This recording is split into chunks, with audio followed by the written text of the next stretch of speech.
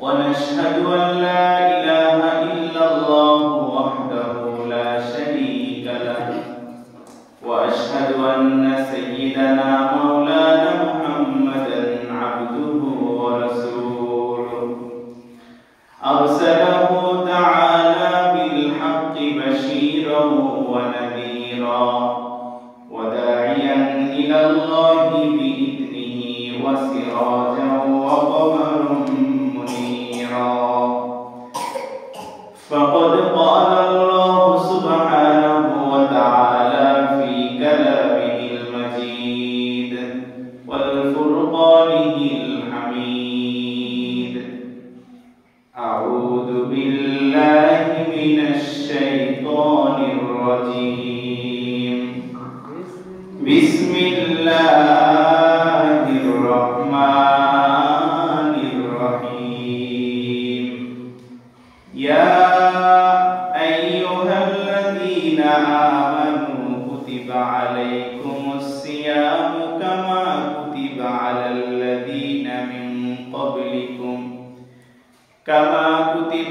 الذين من قبلكم لعلكم تتقون صدق الله مولانا العظيم وصدق رسوله النبي الأمي الكريم ونحن على ذلك من الشاهدين والشاكرين قال النبي صلى الله عليه وسلم بني الإسلام على 5 شهادة أن لا إله إلا الله وأن محمدا عبده ورسوله وإقام الصلاة وإيتاء الزكاة والحج وصوم رمضان أو كما قال النبي عليه الصلاة والسلام إن الله وملائكته يصلون على النبي يا أيها الذين آمنوا صلوا عليه وسلموا تسليما اللهم صل على سيدنا مولانا وعلى آل سيدنا مولانا محمد اللهم صل على سيدنا مولانا وعلى آل سيدنا مولانا আলহামদুলিল্লাহ আল্লাহ পাকের দরবারে অসংখ্য অগণিত শুকর ও সুজুদ যে আল্লাহ সুবহানাহু ওয়া তাআলা আপনাকে আমাকে হাজারো কর্মব্যস্ততার মধ্য থেকে বিরত করে হাজারো মানুষ থেকে যাচাই বাছাই করে পছন্দ করে ভালোবেসে আইয়ামুল জুমা সপ্তাহের মধ্যে সবচাইতে শ্রেষ্ঠ দিনে আগে ভাগে মসজিদে আসা বসা কিছু নেক আমল করা কিছু কথা বলা এবং শোনার মতো তৌফিক দান করলেন এজন্য আসুন আমরা সকলেই অবনত চিত্তে হৃদয়ে আবেগ অনুভূতি উজাড় করে সমস্বরে এক আওয়াজে উচ্চ কণ্ঠে পড়ি আলহামদুলিল্লাহ লাখো কোটি দুরূদ এবং সালাম আল্লাহর সৃষ্টির প্রধান আকর্ষণ সাইয়্যিদুল মুরসালিন ইমামুল মুরসালিন রাহমাতুল লিল আলামিন শফিউল মুযনিবিন শফিয়ে মাশা আকায়ে নামদা হাবিবে কিবরিয়া জনাবে মুহাম্মদুর রাসূলুল্লাহ সাল্লাল্লাহু আলাইহি ওয়াসাল্লামের প্রতি আমাদের সামনে রমজান মাস সমাগত আর রোজার আগে সম্ভবত এক জমা পাওয়া যাবে এরপরে আমাদের সামনে 12 মাসে আরবি 12 মাসে সবচাইতে শ্রেষ্ঠ মাস আমাদের সামনে আসতেছে ঠিক কি না এই রমজান মাস আল্লাহ রাব্বুল আলামিন তার বান্দাদেরকে অর্থাৎ শেষ নবীর উম্মতদেরকে একটা নিয়ামত স্বরূপ দিয়েছেন ঠিক কি না এরকম নিয়ামতের মাস অন্য কোন নবীকে এই রমজান মাস। তো এই মাস যেহেতু অনেক দামি মাস, অনেক বরকতপূর্ণ মাস, এই মাস আমরা যদি হেলাই ফেলাই কাটাই দিই তাহলে কি হবে? হবে না। এই মাসে কিছু কাজ আছে, এই কাজগুলো আমাদেরকে বাস্তবায়ন করা লাগবে। এই মাসের আসল যে উদ্দেশ্য, এই উদ্দেশ্য আমাদেরকে হাসিল করা লাগবে। এই জন্য আমাদের সামনে রমজান মাস আসতেছে। এই রমজান মাস এত বরকতপূর্ণ একটা মাস, এই মাসে যদি কেউ একবার সুবহানাল্লাহ পড়ে, অন্য মাসে 70 বার সুবহানাল্লাহ পড়ার সওয়াব আল্লাহ তাআলা তাকে দান করে। সুবহানাল্লাহ। এত বরকতপূর্ণ একটা মাস আমাদের সামনে আসতেছে। তো আসুন এই রোজাটা আমাদের সামনে কিভাবে আল্লাহ তাআলা দিলেন, নবীজির মাধ্যমে কিভাবে আমাদের সামনে এই রোজার মাসটা আসলো, আমাদের উপর এই রমজান মাসটা আল্লাহ দিলেন, এই সম্পর্কে এই জুমায় আমি কিছু আলোচনা করব যে রোজাটা কিভাবে আমাদের উপর ফরজ হলো। এটা জানার দরকার আছে না? আমরা অনেক আলোচনা শুনি রমজান মাস আসলে তাকওয়া অবলম্বন করতে হবে, গুনাহ ছাড়তে হবে, এগুলো সব আমরা জানি, আমরা শুনি। কিন্তু এই রোজাটা কিভাবে আমাদের উপরে ফরজ হলো যদি মুসলমানদেরকে বলা হয়, তাহলে তারা ম্যাক্সিমাম মানুষ উত্তর দিতে পারবে, বেশিরভাগ মানুষ উত্তর দিতে পারবে না। এই রোজাটা আল্লাহ তাআলা কিভাবে আমাদের উপর ফরজ করলেন। এই কোরআন নাযিল করেছেন আল্লাহ রাব্বুল আলামিন, কিভাবে নাযিল করেছেন আমরা সকলেই কম বেশি কিছু জানি কি না? আল্লাহ রাব্বুল আলামিন তার নবীকে 40 বছর বয়সে নবুয়ত দিলেন, এরপরে আস্তে আস্তে করে 23 বছর ধরে পুরো কোরআনটা আল্লাহ নাযিল করলেন। ঠিক কি না? ঠিক তদ্রূপ রোজাও আল্লাহ রাব্বুল আলামিন আল্লাহ নবীজির উপর একবারে চাপায় দেয় নাই, হে মুহাম্মাদের উম্মত তোমরা ঈমান আনছো, এখন থেকে তোমাদেরকে 30টা রোজা রাখা লাগবে, এরকম ভাবে আল্লাহ রাসূলের উপর আল্লাহ চাপায় দেয় না। কথা কি বুঝে আসছে? ধাপে ধাপে আল্লাহ রাব্বুল আলামিন রোজাকে আমাদের উপর ফরজ করেছে, ধাপে ধাপে আমাদের উপর এই 30টা রোজা আল্লাহ রাব্বুল আলামিন দিয়েছে। আসুন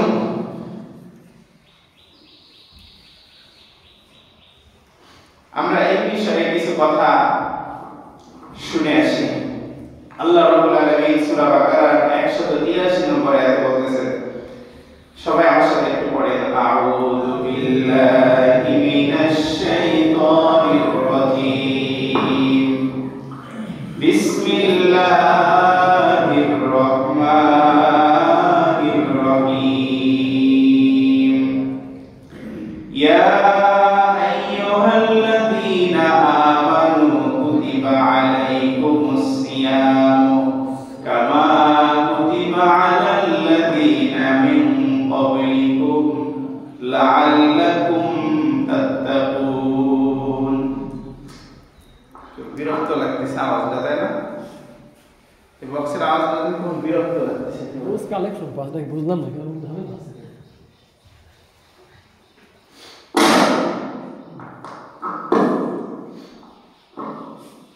ইয়া আইয়ুহাল্লাযীনা আমানু কুতিবা আলাইকুমুস সিয়ামু কামা কুতিবা আলাল লাযীনা মিন ক্বাবলিকুম লাআল্লাকুম তাত্তাকুন। আল্লাহ রাব্বুল আলামিন গোটা দুনিয়া ঈমানদারদেরকে ডাক দিয়ে বলতেছেন, ইয়া আইয়ুহাল্লাযীনা আমানু। কাদেরকে ডাক দিলেন? ঈমানদারদেরকে। আল্লাহ রাব্বুল আলামিন কোরআনে কারিমে অনেক জায়গায় ইয়া আইয়ুহান নাস, ইয়া আইয়ুহাল ইনসান, ইয়া আইয়ুহান নবী, ইয়া আইয়ুহার রাসূল অনেক শব্দ ব্যবহার করেছেন। কিন্তু আল্লাহ রাব্বুল আলামিন এই রোজাটা ফরজ করেছেন ঈমানদারদের জন্য। কাদের জন্য? ঈমানদারদের জন্য। ঈমানদারদের জন্য আল্লাহ রাব্বুল আলামিন এই রোজাটা ফরজ করলেন। ফরজ করার পর আল্লাহ বলতেছেন, ইয়া আইয়ুহাল্লাযীনা আমানু, হে ঈমানদারগণ, কুতিবা আলাইকুমুস সিয়াম, তোমাদের উপরে রোজাকে লিখে দেয়া হলো। কি করা হলো? লিখে দেয়া হলো, অর্থাৎ ফরজ করা হলো। তাহলে এই রোজাকে আল্লাহ রাব্বুল আলামিন ফরজ করলেন আর বললেন এই রোজা রাখতে আমাদের একটু কষ্ট হবে কিনা, এই রোজা এত বড় দিন, কত বড় দিন, না খেয়ে থাকা লাগবে, কত কষ্ট না। এই জন্য আল্লাহ একটু সান্ত্বনার বাণী শোনালেন, কামা কুতিবা আলাল্লাযীনা মিন ক্বাবলিকুম, ও বান্দা তোমরা মনে করেছো যে শুধু তোমাদের জন্য রোজা ফরজ করেছি, না, তোমাদের পূর্ববর্তীদের জন্য আমি রোজা ফরজ করেছিলাম। সুবহানাল্লাহ, এটা আশার বাণী শোনালেন। এরপরে আল্লাহ বলতেছেন, কেন তোমরা এই রোজাগুলো রাখবে? লাআল্লাকুম তাত্তাকুন, যেন তোমরা তাকওয়া অবলম্বন করতে পারো, মুত্তাকি হতে পারো। কি হতে পারো?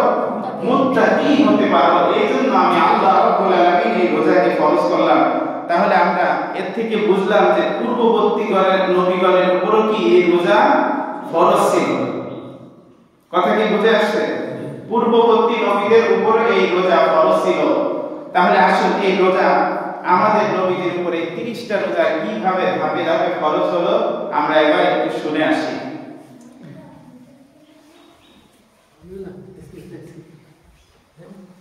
এই রোজা 4টা ধাপে আল্লাহ ফরজ করেছেন। কয়টা ধাপ? ওই এইভাবে তো এই প্রমাণে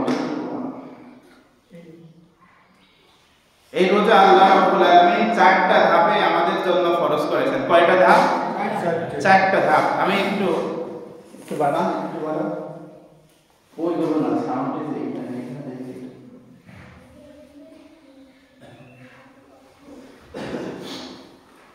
বিরক্ত লাগে মাইকের সাউন্ড, এমনি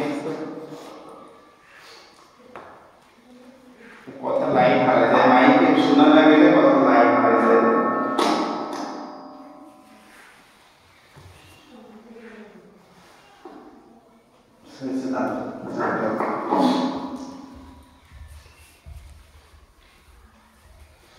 চারটা ধাপে আল্লাহ এই রোজাকে আমাদের উপর ফরজ করেছেন। একটু দেখেন তো কি হলো।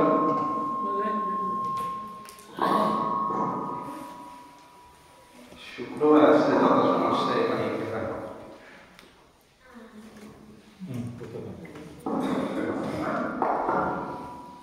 তাহলে চারটা ধাপে আল্লাহ রাব্বুল আলামিন এই রোজা আমাদের জন্য ফরজ করেছেন।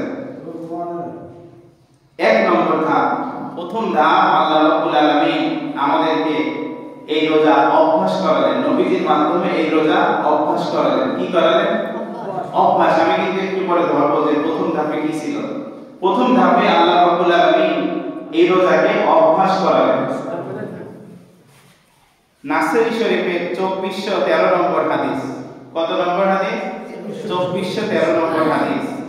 عن عبد الله بن عمر رضي الله تعالى عنه قال كان النبي صلى الله عليه وسلم يصوم 3 أيام من كل شهر।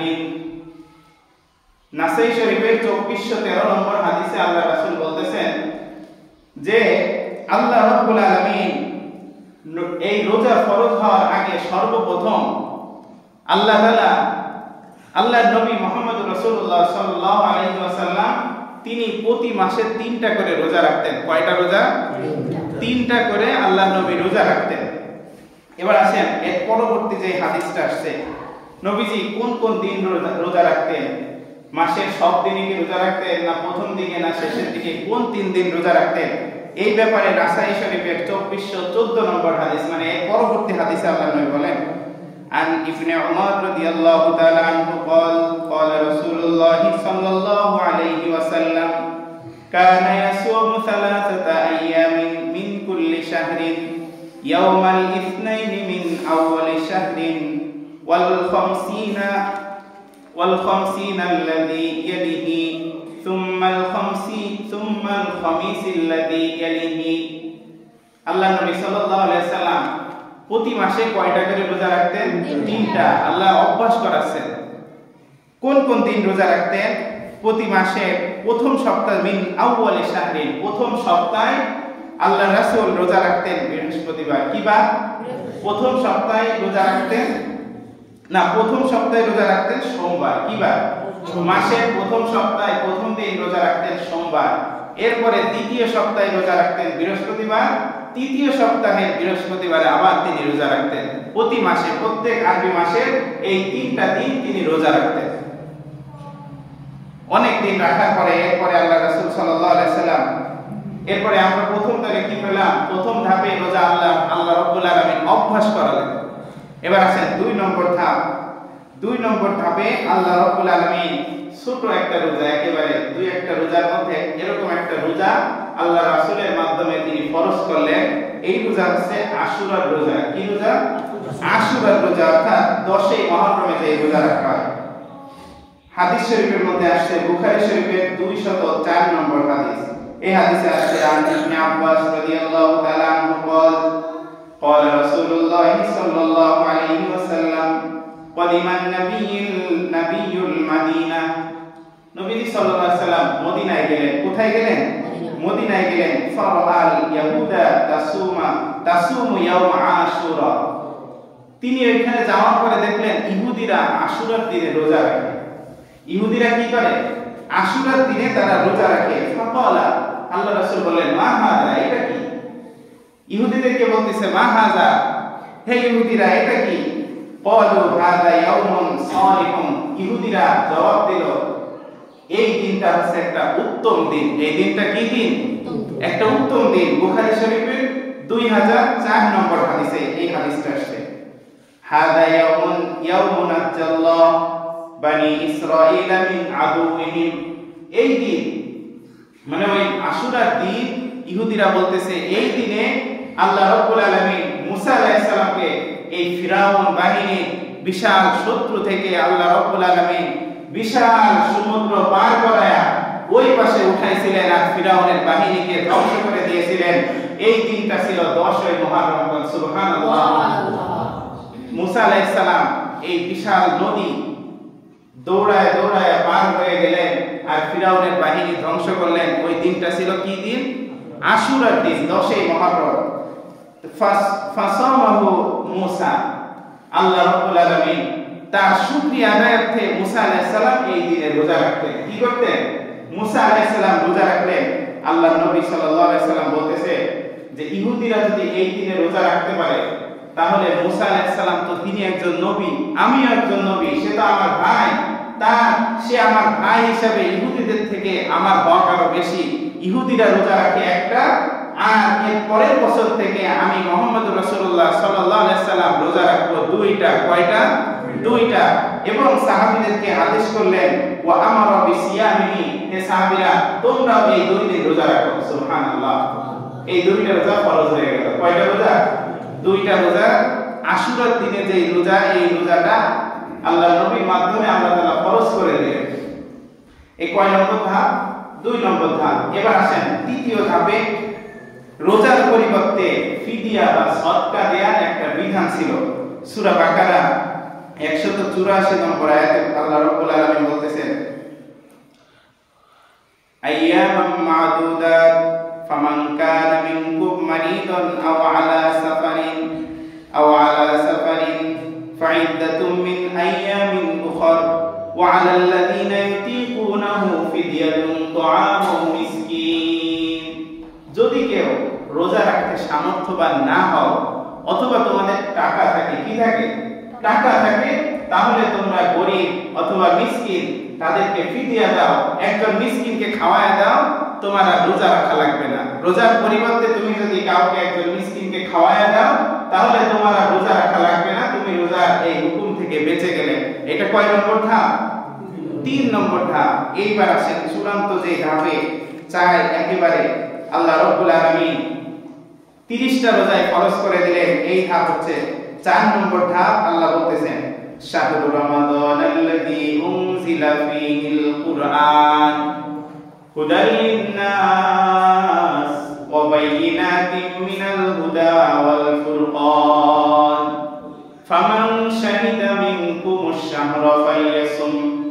আল্লাহ রাব্বুল আলামিন 4র্থ ধাপে ডাক দিয়ে বলতেছে ও দুনিয়ার মানুষ, শাহরু রমাদানাল্লাযী উনজিলা ফীহিল কুরআন, আমি আল্লাহ রাব্বুল আলামিন রমজান মাসে এই কোরআনটা অবতীর্ণ করেছি। হুদাল লিন-নাস, কেন নাযিল করলাম? হুদাল লিন-নাস, মানুষের হেদায়েতের জন্য। ওয়া বাইয়িনাতিন মিনাল হুদা ওয়াল ফুরকান, এবং সত্য মিথ্যার পার্থক্যকারী হিসেবে আমি আল্লাহ এই কোরআনকে কোন মাসে নাযিল করলাম? একটু বলেন তো কোন মাস? একটু বলেন কোন মাস? আল্লাহ পরবর্তী অংশে পরিশেষে বলেন ফামান শাহিদা মিনকুম আশ-শাহরা ফালইয়াসুম, তোমাদের যারা এই মাস পেয়ে যাবে, যারা এই রমজান মাস পেয়ে যাবে, রমজান মাস তোমাদের সামনে আসবে, এই রমজান মাস পর্যন্ত তোমরা হায়াত পেয়ে যাবে, তোমাদের জন্য এই রমজান মাসে রোজা রাখা আমি আল্লাহ ফরজ করে দিলাম। সুবহানাল্লাহ। এবার আর কোনো ফিদিয়া দেওয়ার বিধান নাই। আগে যে তিনটা করে আল্লাহ রাসূল প্রতি মাসে রোজা রাখতো ওটাও আর ফরজ নাই। এরপরে আশুরার দিনে যে দুইটা রোজা আল্লাহ তাআলা ফরজ করেছিল নবীজির মাধ্যমে, ওই রোজা আর ফরজ নাই। আল্লাহ এবার বললেন যে রমজান মাস যখনই তোমাদের মাঝে আসবে তোমাদের সবাই সকলকে 30টা করে রোজা রাখা লাগবে। সুবহানাল্লাহ। বিধান নাযিল হয়ে গেল। তাই এবার বলতে পারেন আগের আয়াতে তো আল্লাহ বললেন যে ফিদিয়া যদি দিতে পারো, যাদের টাকা পয়সা আছে, যদি রোজা না রেখে তোমরা যদি ফিদিয়া দাও অথবা সদকা করে দাও তাহলে তো তোমাদের রোজা হয়ে যাবে। আল্লাহ তাআলা সূরা বাকারার এই আয়াত যখন নাযিল করলো যে রমজান মাস যখনই তোমরা পাবে তখনই তোমাদেরকে রোজা রাখা লাগবে, সবাই যে পাবে বালেগ পুরুষ মহিলা সবাই 30টাই রোজা রাখা লাগবে। কিন্তু অসুস্থ ব্যক্তির কথা ভিন্ন, যারা অসুস্থ থাকে, যারা সফরে থাকে এদের জন্য কিছুটা ছাড় আছে। কিন্তু যারা সুস্থ বালেগ পুরুষ এবং নারী প্রত্যেককে এই রমজান মাস পাওয়ার সাথে সাথেই তাকে 30টা রোজা রাখা লাগবে, কোনোভাবে আর ভাঙা যাবে না। তাহলে আগে যে আয়াতটা আল্লাহ রাব্বুল আলামিন নাযিল করেছিলেন ওই আয়াতের হুকুমটা আল্লাহ রহিত করে দিয়েছেন। কি করছেন? কোরআনে হাকিমের মধ্যে কিছু আয়াত আছে, একটা নিয়ম আছে নাসিখ মানসুখ। নিয়মটা কি এটা আপনাদের শিখার দরকার নাই। মানে নাসিখ মানসুখ একটা নিয়ম যে হয়তো আয়াত থাকে, আয়াতের বিধান রহিত হয়ে যায়। যেমন মদ খাওয়া কিন্তু একবারে হারাম হয় না। আল্লাহ প্রথম বললেন এই মদের মধ্যে উপকারের চেয়ে ক্ষতি বেশি, একেবারে সরাসরি কিন্তু হারাম করেন নাই। 3 ধাপে এই মদকে আল্লাহ হারাম করেছে। কয় ধাপে? 3 ধাপে। তাহলে আপনি যদি বলেন আল্লাহ তো এক আয়াতে বলছে যে মদের মধ্যে উপকারের চেয়ে ক্ষতি বেশি, আপনি যদি এই আয়াতটা পড়ে মদ খাওয়া শুরু করেন আপনার জন্য কি এটা জায়েজ আছে? কারণ ওই আয়াতটা আছে কিন্তু ওই আয়াতের বিধান রহিত হয়ে গেছে। এখন আপনি ওই আয়াতের উপর আমল করতে পারবেন না, কিন্তু ওই আয়াত যদি আপনি পড়েন আপনি সওয়াব পাবেন। ঠিক রোজার এই আয়াতটাও এমন, আল্লাহ যখন বললেন ফামান শাহিদা মিনকুমুশ শাহরা ফালইয়াসুম, যখনই তোমরা এই রমজান মাস পেয়ে যাবে তোমাদের সবাই বালেগ পুরুষ নারী সুস্থ সবল প্রত্যেককে 30টা করে রোজা রাখা লাগবে। এখন আর ওই আয়াতের হুকুম নাই, ওই আয়াত যদি পড়েন সওয়াব পাবেন, কিন্তু ওই আয়াতের উপরে আপনি আর আমল করতে পারবেন না। বোঝা গেছে কথা? তাহলে 4 ধাপে আল্লাহ তাআলা রোজা ফরজ করলেন। এবার আসেন বুখারী শরীফের 8 নম্বর হাদিস। عن ابن عمر رضي الله تعالى عنه قال قال رسول الله صلى الله عليه وسلم بني الإسلام على 5 شهادة أن لا إله إلا الله وأن محمد رسول الله وإقام الصلاة وإيتاء الزكاة والحج وصوم رمضان। আল্লাহ রাব্বুল আলামিন যে কোন একটা ঘর যদি আমরা দাঁড় করাতে চাই ওই ঘরের কিছু পিলার দরকার হয় কি হয় না? একটু জোরে বলেন, পিলার দরকার হয় কি হয় না? আল্লাহ রাব্বুল আলামিন ইসলাম নামক একটা ঘর দাঁড় করালেন আর এই ঘরে খুঁটি দিলেন 5টা। একটু জোরে বলেন কয়টা? 5টা। 1 নম্বরে আল্লাহ বললেন বুনিয়াল ইসলাম আলা 5 শাহাদা আল্লাহ ইলাহা ইল্লাল্লাহ ওয়া আন্না মুহাম্মাদুর রাসূলুল্লাহ।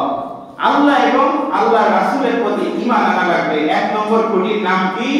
আল্লাহ এবং আল্লাহর রাসূলের প্রতি ঈমান আনা লাগবে।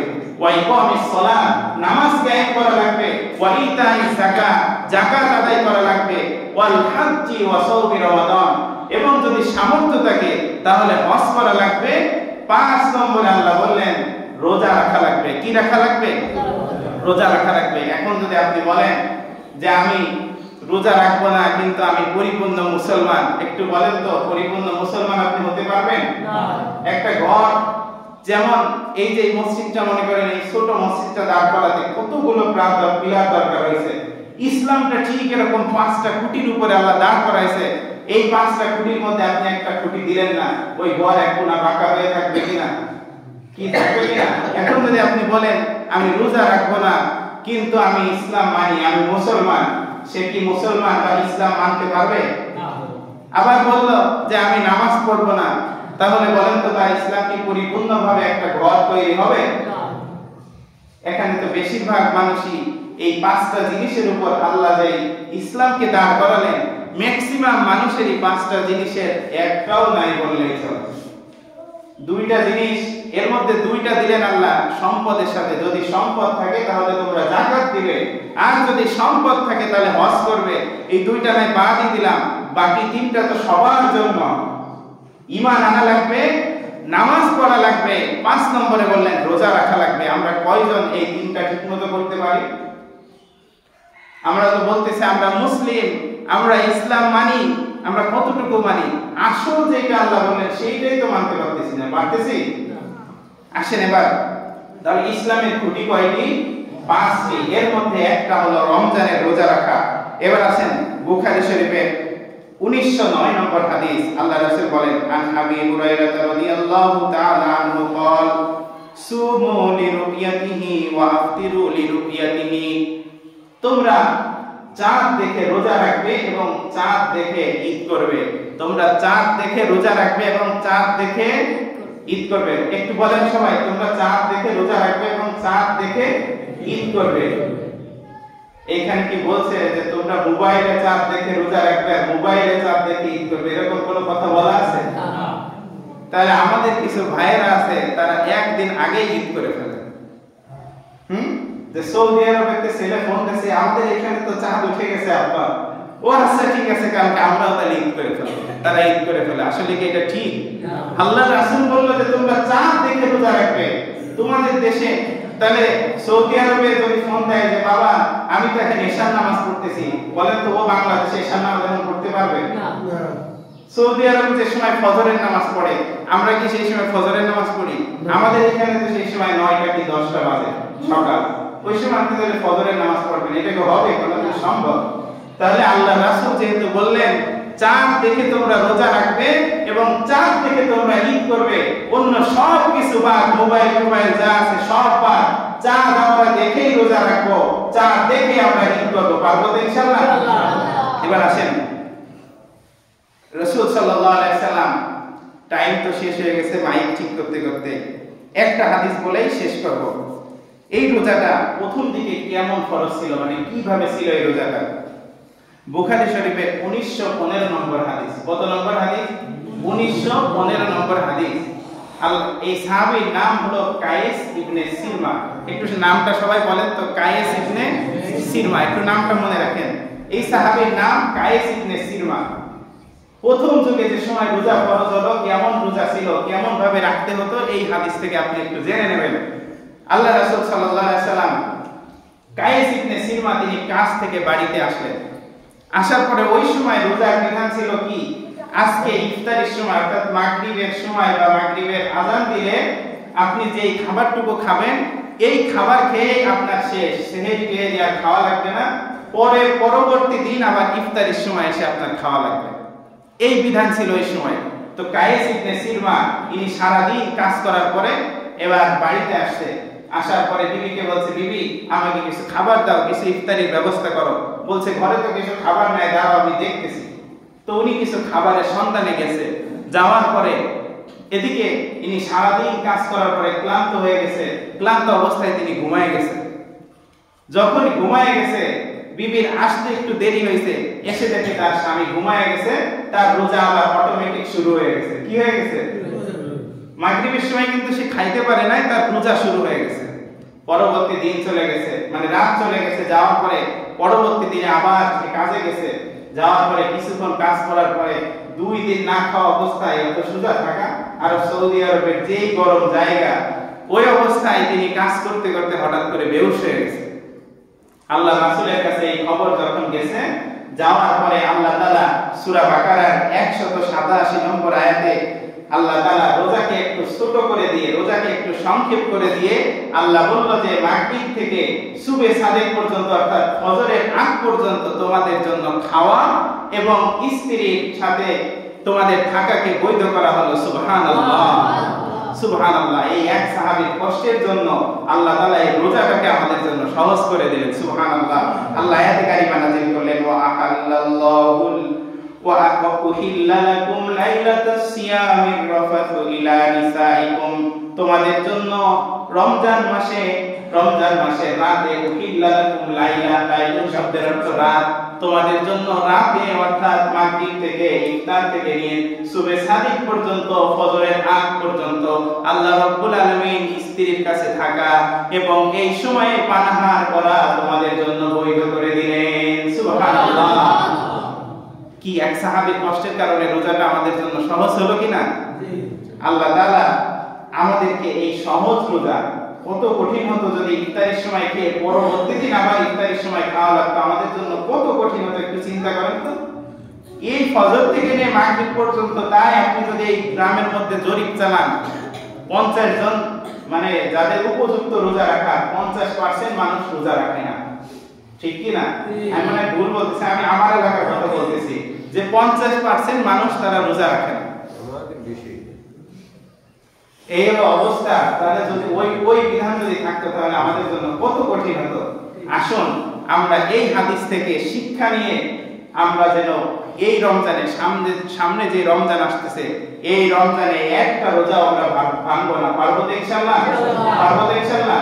তাহলে আসুন আমরা এখন থেকে নিয়ত করি, এখন থেকে একটা দুইটা রোজা আমরা রাখতে শুরু করি, মানে একটু অভ্যাস করার জন্য। হঠাৎ করে রোজা রাখলে আবার অনেকেই প্রথম দিনে অসুস্থ হয়ে যায়, হয় কি না? মানে আপনি সারা বছর দৌড় প্রতিযোগিতা দেন নাই, হঠাৎ করে গেছেন একটা দৌড় প্রতিযোগিতা দিয়ে 10 পা যাইতে না যাইতে মাথা ঘুরে পড়ে যায়, আছে কিনা? এই জন্য একটা দুইটা রোজা আপনি রেখে দেখেন যে পারবেন কিনা, চেষ্টা করেন। এইবার রমজানে একটা রোজা আমরা ভাঙবো না। পারবো তো ইনশাআল্লাহ? আল্লাহ তাআলা আমাদেরকে তৌফিক দান করুক। পরবর্তী জুমায় ঠিক এইখান থেকে আবার আলোচনা শুরু হবে। আসসালামু আলাইকুম ওয়া রাহমাতুল্লাহ। যারা সুন্নাত পড়েন সুন্নাত পড়েন।